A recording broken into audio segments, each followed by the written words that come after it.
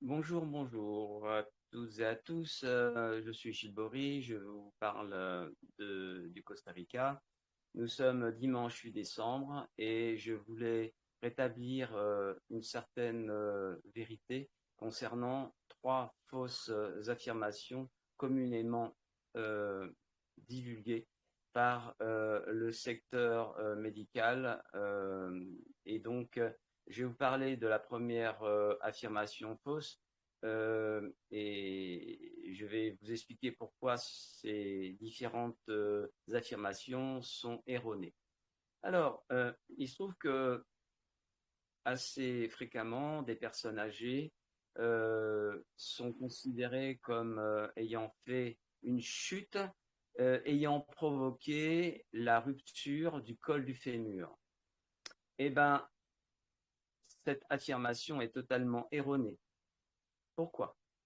Eh bien, simplement parce que la chute n'est pas le fruit d'une maladresse, mais le fruit d'une perte de densité de calcium dans les os, ce qu'on appelle la perte ostéodensito-calcique. Et par conséquent, les os sont des structures qui ne sont rigidifiées que par le calcium qui s'y trouve. Or, il y a un phénomène qui peut se produire pour des femmes en particulier, mais également parfois pour des hommes. C'est ce qu'on appelle la perte d'ostéodensitocalcique, donc l'ostéoporose. Et à ce moment-là, lorsque la personne a une perte de densité calcique importante, eh bien, à ce moment-là, plus rien ne s'oppose à la rupture de l'os. Et donc, la personne qui fait une chute qui censément provoque la rupture ou la fracture du col de l'utérus, c'est une immense connerie. C'est simplement la rupture de l'os qui provoque la chute, car le fémur et la tête de fémur, c'est ce qui maintient l'équilibre au niveau de notre bassin. Si on perd un de ces éléments, il est évident que la personne tombe et fait une chute. Première démystification de choses qui sont erronées. La deuxième, c'est les problèmes d'obstruction des vaisseaux sanguins. On a tous entendu de la bouche des médecins comme quoi l'excès de cholestérol négatif, entre parenthèses, était la cause principale des obstructions des vaisseaux qui se bouchaient. Or, cette affirmation, là aussi, est totalement erronée. J'ai découvert que dans le sang, nous avions des particules abrasives. Et ces particules abrasives circulent avec le sang et tournent dans votre circuit sanguin. Ces particules abrasives provoquent des blessures dans tout ce qui est l'intérieur de vos vaisseaux sanguins, ce qu'on appelle l'endothélium. Et ces blessures sont par le fait mise en réparation de manière automatique par votre organisme, car notre organisme est prévu et programmé pour provoquer une réparation, et cette réparation s'effectue par une forme de croûte de protection. Un petit peu comme si vous passiez du papier de verre sur votre bras. Très rapidement, vous allez perdre la peau. Et ensuite, vous allez avoir une croûte. Eh bien, dites-vous bien que le phénomène se produit de la même manière à l'intérieur de vos vaisseaux sanguins. Et comme ces particules abrasives restent en permanence actives dans votre corps, eh bien, l'abrasion se fait en permanence. Et au bout d'un moment, eh bien, couche sur couche de, de, de croûte de réparation, eh bien, ces vaisseaux s'obstruent. Et c'est ce qui peut provoquer un infarctus. Donc, première chose, désintégrer, détruire les particules abrasives. Deuxième chose, détruire, désintégrer les plaques d'athérome, qui sont l'appellation qu'on donne à ces plaques.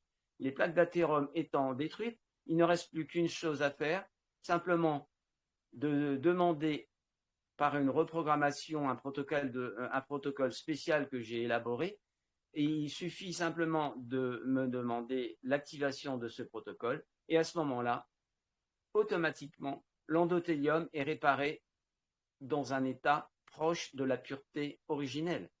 Une fois que l'endothélium est réparé, que les croûtes qu'on appelle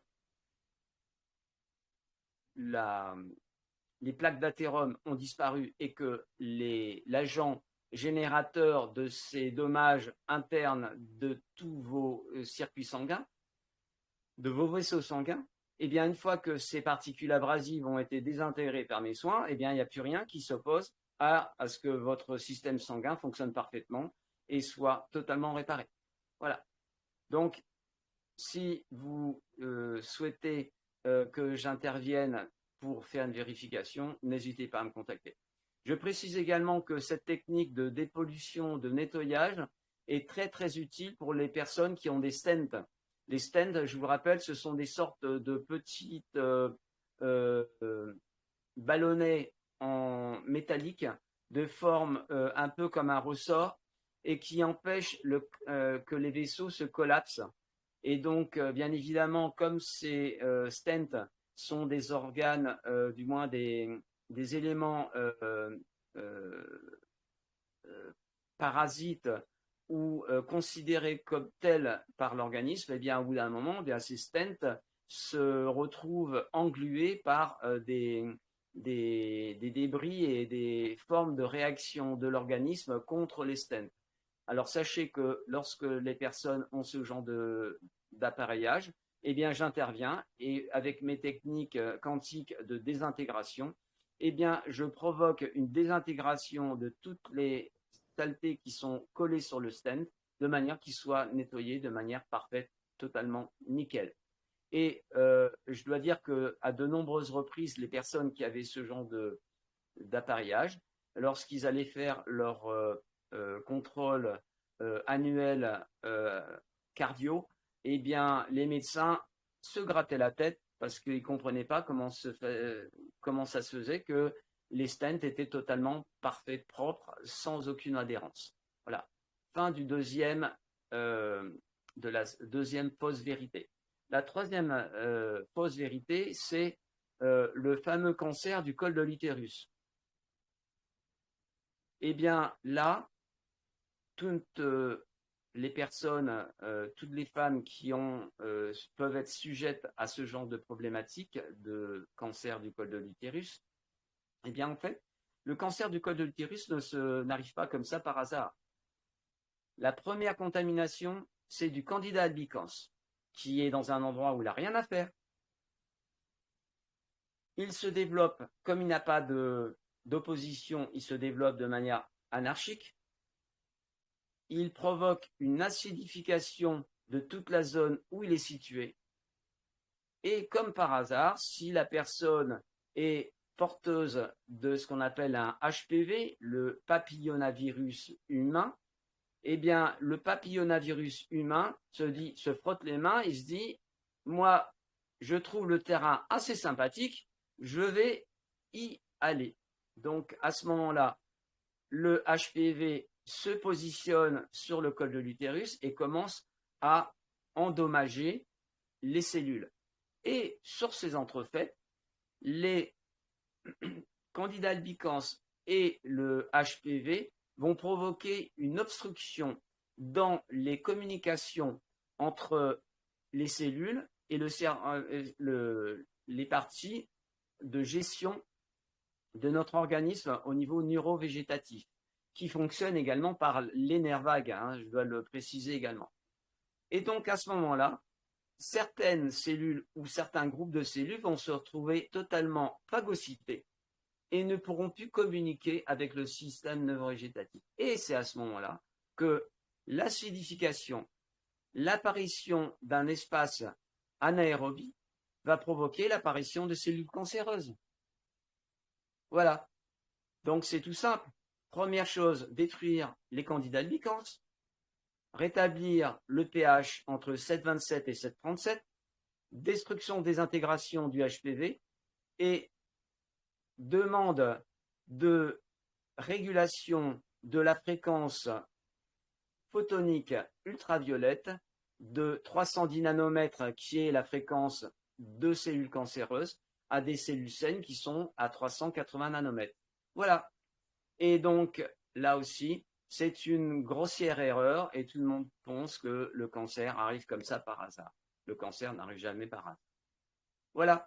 Donc, j'espère que vous aurez apprécié ces 3 démystifications. N'hésitez pas à me consulter pour cela, mais pour bien d'autres choses également, car actuellement, nous avons constaté que de nombreux germes pathogènes sont libérés sur le marché, alors que depuis quelques mois, je dois dire qu'il y avait une douce accalmie relativement utile et qui faisait la, la, comment dire, la différence entre l'après juin 2019 où pendant 1 an et demi, nous avons eu pratiquement 1000 germes viraux différents et bactéries qui ont été lâchés sur le marché pour provoquer moult problèmes de santé. Je vous salue, bonne fin de journée, à tout bientôt.